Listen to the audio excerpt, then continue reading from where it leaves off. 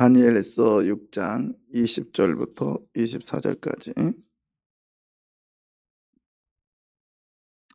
교독할까요? 제가 20절 먼저 선독합니다. 다니엘이 든 굴에 가까이 이르러서 슬피 소리질러 다니엘에게 묻되, 살아계신 하나님의 종 다니엘아, 내가 항상 섬기는 내 하나님이 사자들에게서 능히 너를 구원하셨느냐 하니라. 다니엘이 왕에게 아뢰되, 왕이여 원하건대 왕은 만수무강하옵소서. 너의 하나님이 이미 그의 천사들을 보내어 사자들의 입을 봉하셨으므로 사자들이 나를 상하게 하지 못하였사오니 이는 나의 무죄함이 그 앞에 명백함이 오며 또 왕이여 나는 왕에게도 해를 끼치지 아니하였나이다 하니라. 왕이 심히 기뻐서 명하여 다니엘을 굴에서 올리라 하매 그들이 다니엘을 굴에서 올린즉 그의 몸이 조금도 상하지 아니하였으니 이는 그가 자기의 하나님을 믿음이었더라. 이상은 하나님의 말씀입니다. 네, 오늘 김경미 전사님 나오셔서 말씀 전하시겠습니다.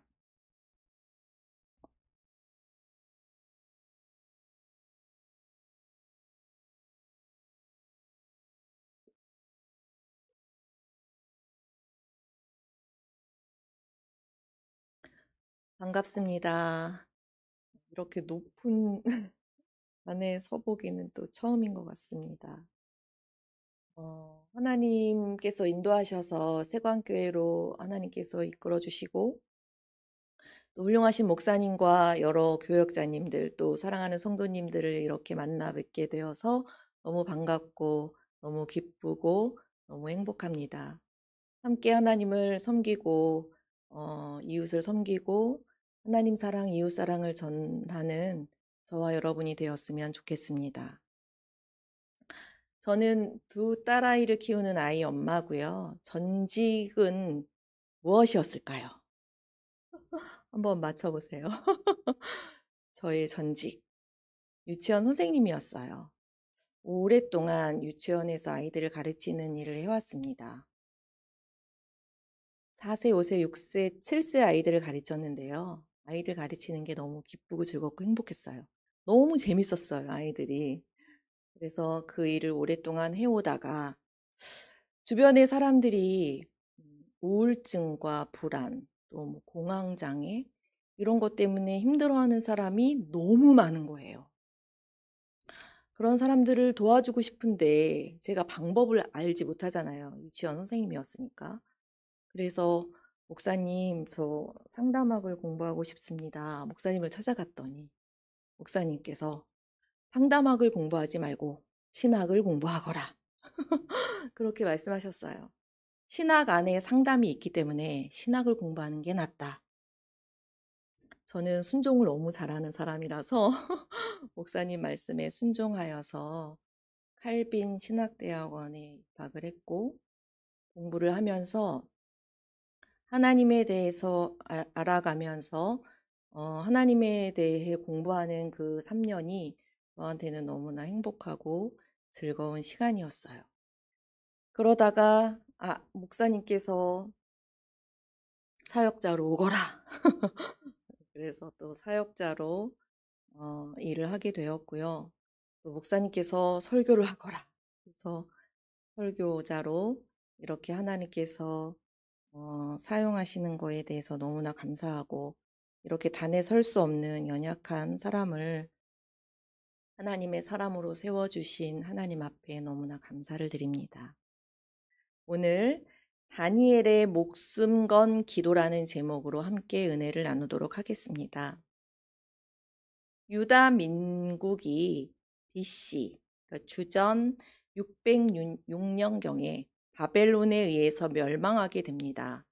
유다 민족 중에서 일부 귀족들과 아주 똑똑한 소년들을 바벨론의 포로로 데리고 가게 됩니다. 이때 다니엘이 바벨론 포로로 오게 됩니다. 이때 다니엘의 나이를 여러 신학자들이 12세에서 16세로 추정하고 있어요. 다니엘은 바벨론에서 고위 관직에 있으면서 왕의 꿈을 해석하고 하나님이 주시는 특별한 지혜, 지식으로 느부갓네살 왕을 보필하게 됩니다. 그러나 찬란하고 영원할 것만 같았던 대바벨론 제국이 페르시아 고레스 왕에 의해서 멸망하게 됩니다. 고레스 왕이 정복한 나라가 무수히 많았는데요.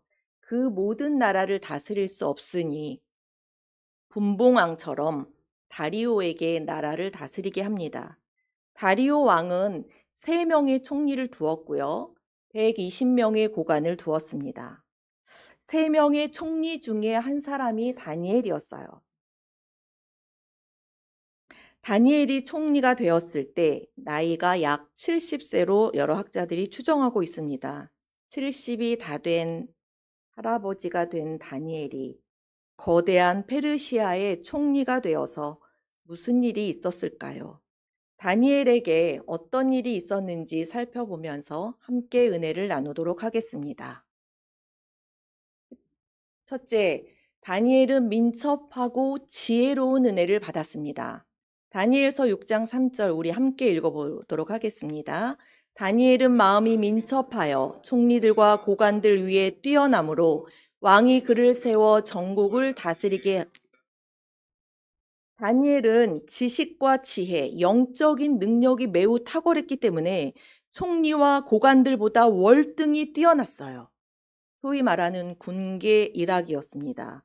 왕은 훨씬 뛰어난 다니엘에게 나라 전체를 맡기려고 했어요. 그러자 신하들이 다니엘을 시기하고 질투하게 됩니다. 다니엘이 잘못이나 실수가 있나 그것을 찾기 시작했어요. 그러나 다니엘은 국정을 살피는 데 있어서 아무런 잘못이나 실수가 없었습니다. 직권을 남용하지 않았고 부정부패를 일으키지 않았습니다. 정직하고 성실하게 직무를 수행했습니다. 그런 다니엘에게 당연히 흠이 없었습니다. 고관들은 어떻게 하면 다니엘을 참수할 수 있을까 고민하다가 다니엘이 하나님을 섬기는 사람이라는 꼬투리를 잡게 됩니다. 3명의 총리 중에서 다니엘을 제외하면 2명의 총리와 120명의 고관들은 다니엘을 죽이기 위해서 아주 무서운 계략을 세우게 되죠. 고관들이 왕에게 새로운 법을 만들어야 합니다. 금령을 만들어야 합니다. 라고 왕에게 제안합니다. 그 제안으로 인하여 다니엘을 올무에 걸리게 하는데요. 다니엘이 생각지 못했던 위기가 찾아옵니다. 122명이 만든 새로운 법은 이거였어요. 30일 동안에 왕 외에 다른 신에게 기도한다면 사자굴에 던져 넣자. 이들은 다니엘이 예루살렘을 향하여 창문을 열고 매일 기도하는 것을, 하루에 3번이나 기도하는 것을 이들은 알고 있었습니다. 이것이 다니엘을 함정에 빠뜨릴 수 있다고 생각했어요. 사자굴에 던져지는 형벌은 아주 그 당시 무거운 형벌이었고 던져진 사람 중에 살아남은 사람은 없었습니다. 모두 죽었어요. 고대 근동 국가에서 왕의 결정은 곧 법이었으며 그 누구도 거부할 수 없는 절대적인 명령이었습니다. 그러한 상황에서 다니엘은 어떻게 했을까요? 만약에 여러분이 다니엘이라면 어떻게 하시겠습니까? 하나님 앞에 민첩하고 지혜로운 은혜를 받았던 다니엘은 이렇게 행동했습니다. 둘째, 다니엘은 죽음을 각오하고 예루살렘을 향하여 창문을 열고 기도했습니다. 다니엘서 6장 10절 우리 함께 읽어보도록 하겠습니다. 다니엘이 이 조서에 왕의 도장이 찍힌 것을 알고도 자기 집에 돌아가서는 윗방에 올라가 예루살렘을 향한 창문을 열고 전에 하던 대로 하루 3번씩 무릎을 꿇고 기도하며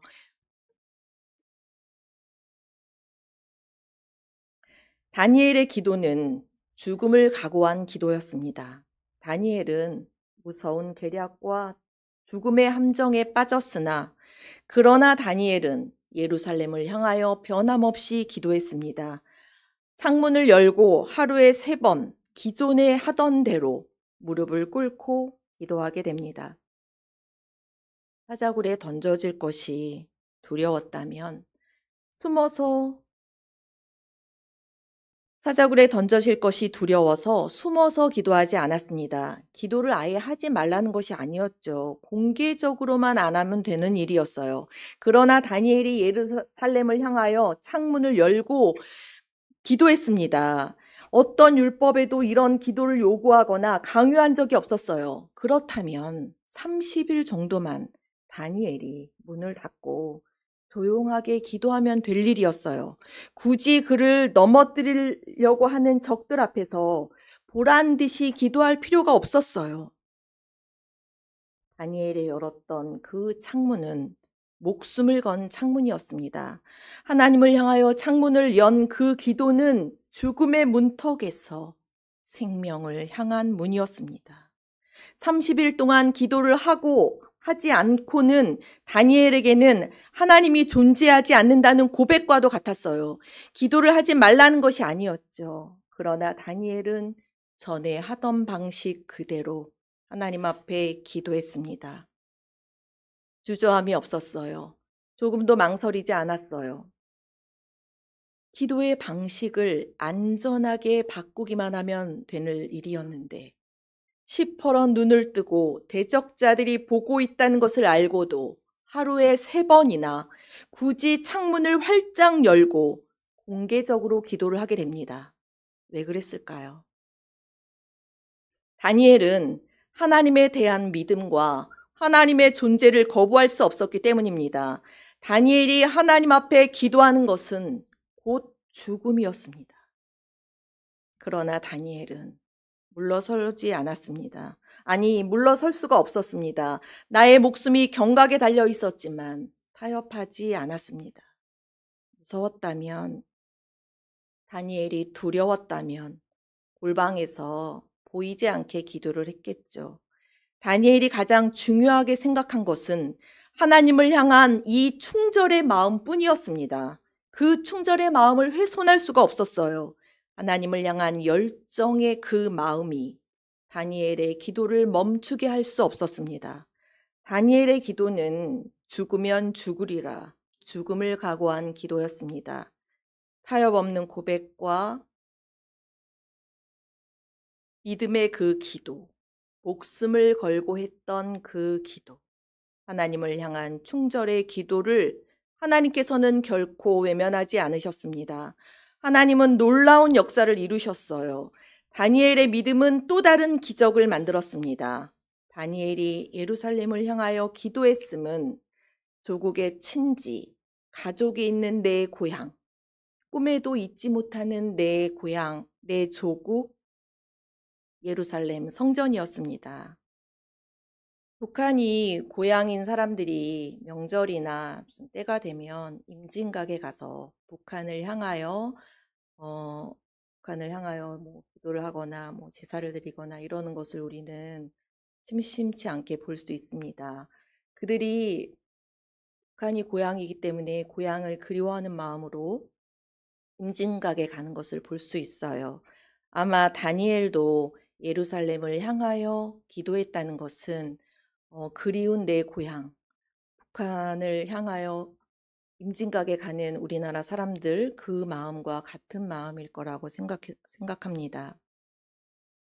다니엘의 나라가 지금은 폐허가 되었고 돌 위에 돌 하나도 남지 않을 만큼 무너져 버린 초라하고 처참한 모습의 성전이었지만 바벨론 포로 70년이 지나고 나면 다시 돌아갈 성전, 마침내 하나님께서 회복시킬 아름다운 성전이고 주님이 임재하시는 그 성전을 향하여 다니엘은 기도했습니다. 다니엘의 기도, 예루살렘을 향한 기도는 우리 민족을 구원하시는 분이 하나님이라고 확신하는 기도였습니다. 하나님께서는 유다 민족을 또 유다 백성들을 버리지 않고 고아와 같이 버려두지 않으시며 진토에서 다시 일으키실 거라는 확신으로 다니엘은 기도했습니다. 다니엘은 창문을 열고 기도했습니다. 저와 여러분도 창문을 열어야 합니다. 우리는 영적인 창문, 영적인 마음의 창문을 열어야 합니다. 하늘의 창문, 천국의 창문 문을 열어야 합니다. 하나님을 향하여, 교회를 향하여, 성도를 향하여 마음의 문을 활짝 여시기를 바랍니다.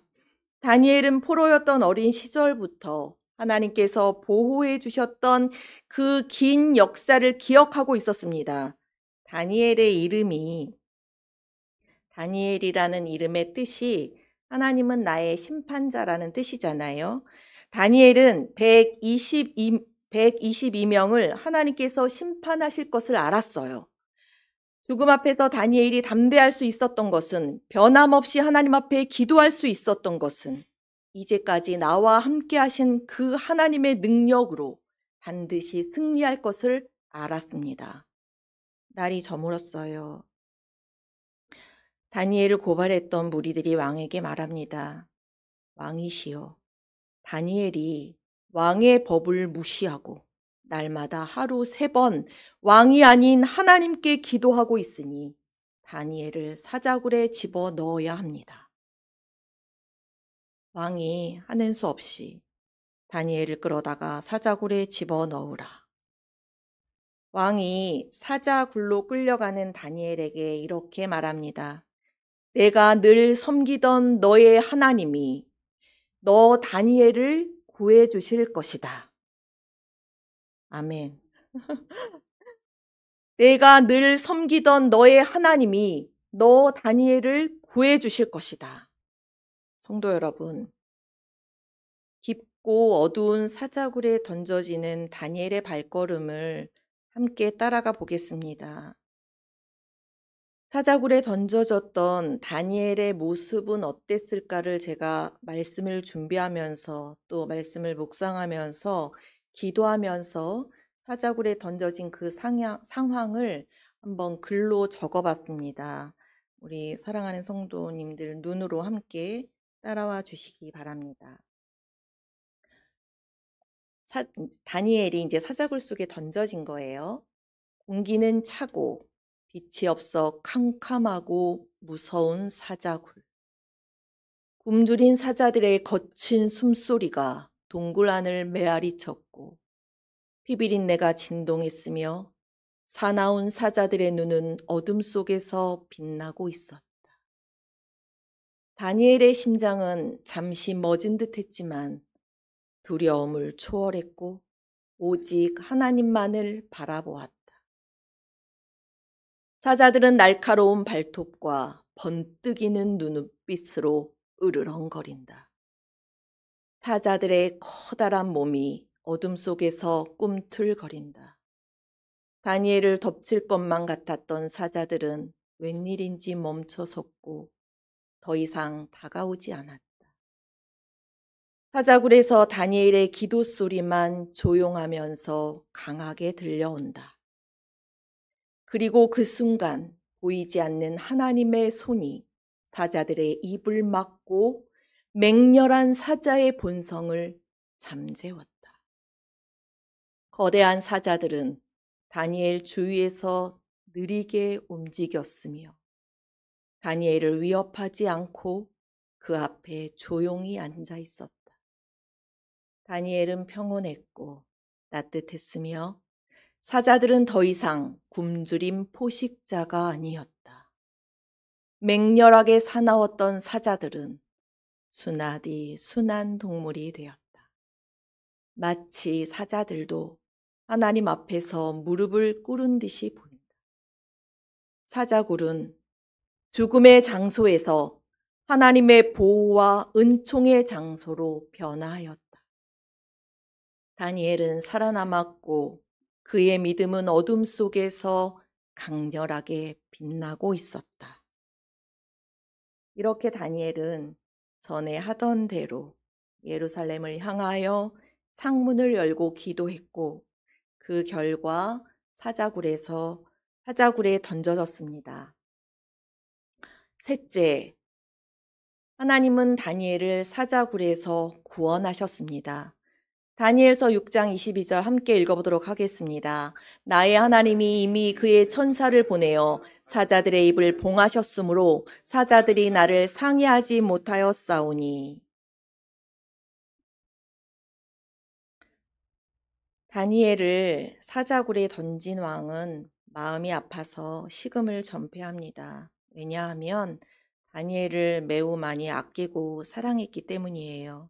뜬 눈으로 밤을 지새우고 새벽이 되어서 급하게 사자굴로 달려갑니다.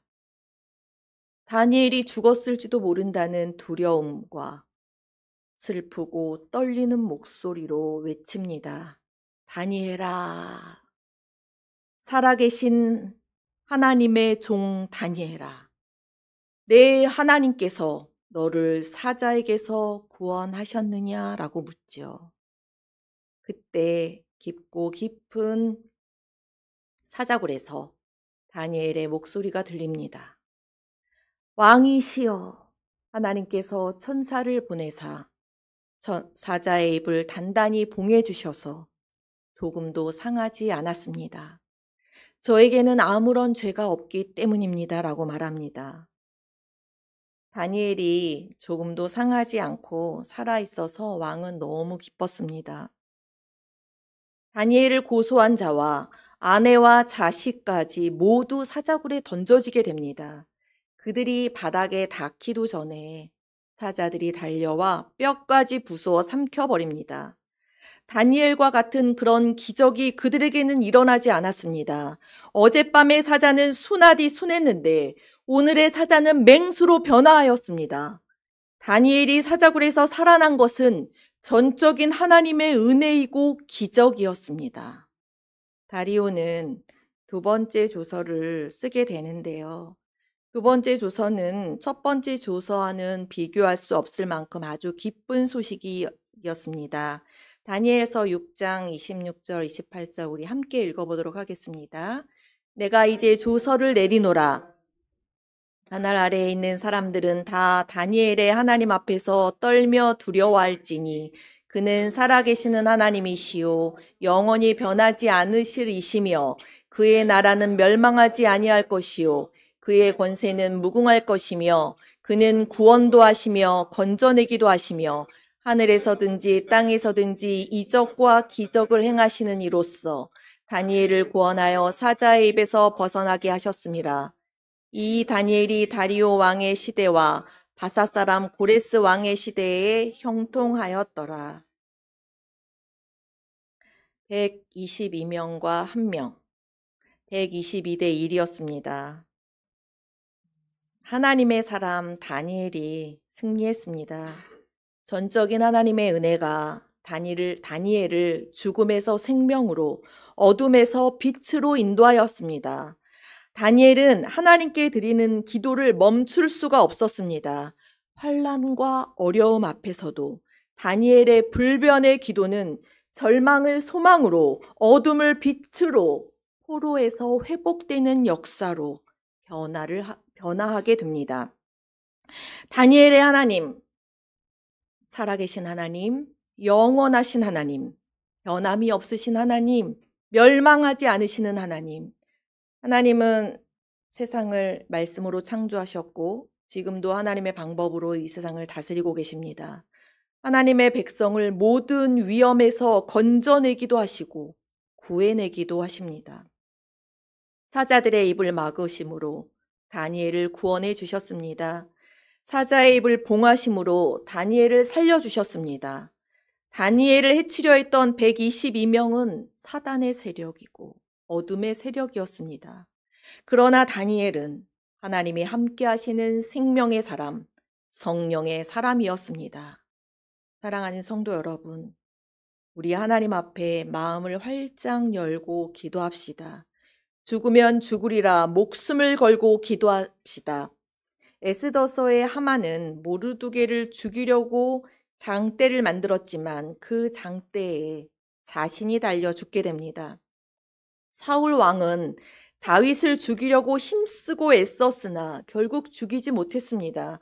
우리의 생사화복은 하나님 앞에 있습니다. 하나님 손에 달려 있습니다. 부모가 자녀가 바라고 원하는 것을 다 해주고 싶은 것이 동서고금을 막론하고 부모라면 아낌없이 자녀에게 주고 싶은 것이 부모의 마음일 것입니다. 이렇듯이 우리 하나님은 저와 여러분을 너무나 사랑하셔서 독생자 아들 예수 그리스도를 이 땅에 보내주시고 그 아들이 십자가에서 죽으시기까지 사랑하셨습니다. 죽음도 아깝지 않을 만큼 저와 여러분을 사랑하십니다. 그 하나님 앞에 겸손히 엎드려 마음을 드리고 간절한 기도를 드리는 오늘 밤이 되었으면 좋겠습니다. 다니엘은 기도를 멈추지 않았습니다. 아니, 기도를 멈출 수가 없었습니다. 왜? 하나님의 존재를 알았기 때문이죠. 하나님을 향한 믿음이 있었기 때문입니다. 그 마음과 믿음은 죽을 줄 알면서도 다니엘을 기도하게 했습니다. 다니엘을 함정에 빠뜨리려는 자들 앞에서, 다니엘을 죽음에 이르게 하려는 자들 앞에서 물러서지 않았고 타협하지 않았습니다. 사랑하는 성도 여러분, 우리 복음과 구원 앞에서 물러서지도 타협하지도 맙시다. 하나님을 향한 믿음으로 이 험난한 시대를 기도하면서 살아갑시다. 하나님이 함께 하시는 사람, 성령의 사람이 되어야 하겠습니다. 약 2600년 전에 다니엘과 함께 하셨던 그 하나님은 지금 이 시간 저와 여러분과 함께 하십니다. 살아계신 하나님, 영원하신 하나님, 변함이 없으신 하나님, 하나님의 백성들을 사자굴에서 보호하시는 하나님, 그 하나님을 마음으로 믿어 입술로 고백하는 이 밤이 되었으면 좋겠습니다. 기도하겠습니다.